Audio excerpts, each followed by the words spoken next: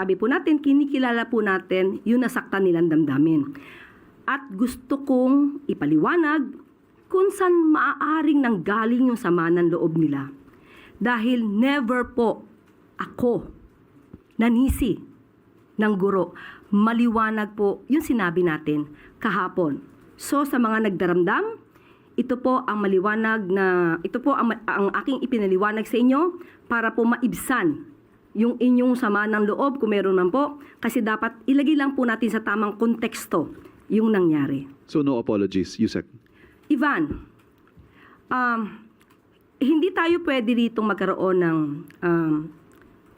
sorry for the word, ayoko magkaroon ng additional na pang-iintriga dito.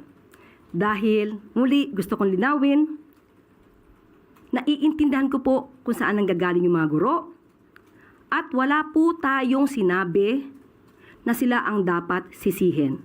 Ipinapakita lamang po natin kung gaano kalaki yung kanilang role bilang pangalawang magulang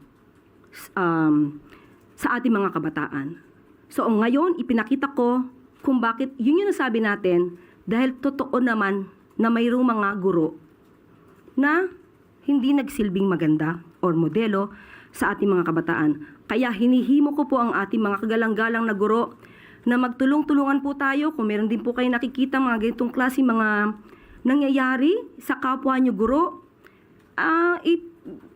Paalalahanan po natin na kayo po ay tinitingala bilang tagapagturo na magandang kaugalian sa ating mga kabataan.